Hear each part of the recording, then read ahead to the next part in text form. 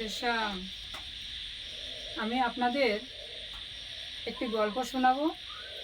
সেই গল্পটির নাম হচ্ছে কৃপণের গল্প। এবং তিন কঞ্জুস, তারা তিন বন্ধু ছিলেন, তাদের গল্প বলে শোনাবো। তিন বন্ধু ছিলেন, তারা খুবই কৃপণ ছিলেন। তিনজনে বসে একদিন আলোচনা করছেন যে আমাদের তো খুব টাকা জমে গিয়েছে, এখন এই টাকা আমি কি করে খরচ করবো আমরা। যখনই বলেছেন তখন তিন বন্ধু মিলে ডিসিশন নিলেন যে ঠিক আছে, আমরা ঘি কিনে রুটি মাখিয়ে খাবো। তখন প্রথম বন্ধু বলছেন, চলো তাহলে 1 কিলো ঘি নিয়ে আসি।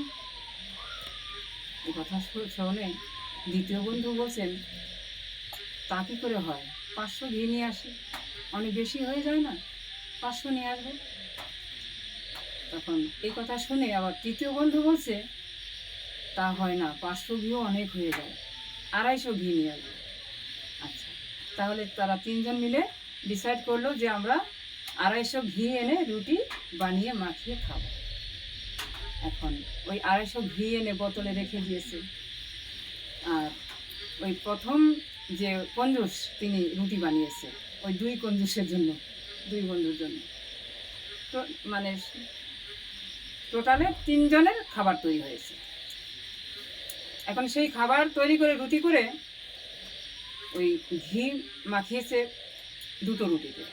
2টো রুটিতে ঘি মাখিয়ে একটা রুটি নিচে দিয়েছে আর একটা রুটি উপরে দিয়েছে, আর ভিতরে বাকি রুটিগুলো রেখেছে।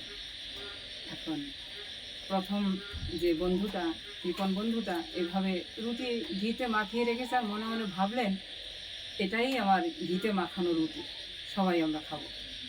নিচে একটা ঘি মাখানো, উপরে একটা ঘি মাখানো। এখন দ্বিতীয় বন্ধুকে যখন দেখেছেন, দ্বিতীয় বন্ধু গিয়ে বলছে, কী করেছিস? বলছে, এই দেখ, আমি 2টো রুটি ঘিতে মেখে রেখেছি আর ভিতরে সব রুটি রেখেছি, তার মানে ঘি মাখানোই রুটি সব হয়ে গেল না। এখন দ্বিতীয় বন্ধু বলছে, আরে বাবা, এত বড় খরচ করলি তুই? এত বড় খরচ করা কি সম্ভব হয়? এক কাজ কর, ওই একটা কাঠি নিয়ে আয়, এক কাঠি এনে ওই কাঠিতে ঘি মাখা, ঘি মেখে ওই রুটির মধ্যে সিদ্ধ করে ঢুকিয়ে দে, রুটির মধ্যে সিদ্ধ করে ঢুকিয়ে দে, সবগুলো রুটিতে ঘি ভরানো হয়ে যাবে, আমরা ওই আনন্দ করে খেয়ে নেব। আচ্ছা, বলে, হ্যাঁ ভাই, তাতে কি হবে? সব রুটিতে ঘি ভরানো হবে? হ্যাঁ, ওই কাঠির মধ্যে ঢুকে গেলে তো সব রুটিতে মেখে যাবে, আমরা খেয়ে নেবো আনন্দ করে। আচ্ছা, এবার তৃতীয় বন্ধু বলছে, এ ভাই, তুই এটা আবার কি বললি? এত খরচ করা তো সম্ভব না। তাহলে কি করতে হবে?